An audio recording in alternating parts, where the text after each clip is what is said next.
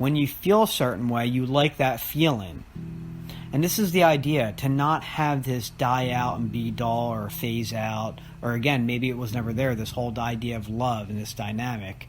Because what happens is, if it's not really there to begin with, then it fades out. Almost as if it's like,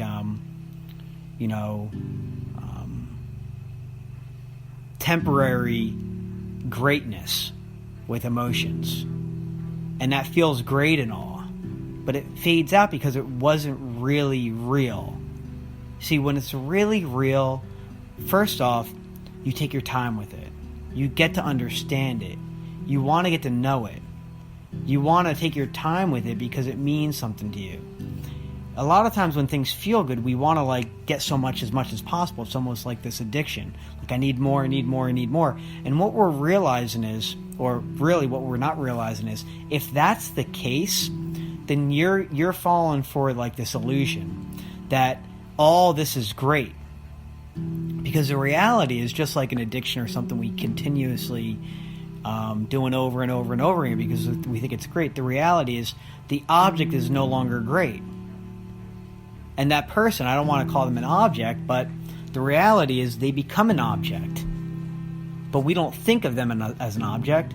They become one because it's no longer them that is wonderful. We think it's that's wonderful, but it's that feeling we're getting. And we're now feeding this feeling of oh, I like the feeling. I like this feeling of love. I like this feeling of my hormones. I like this feeling of my sexuality.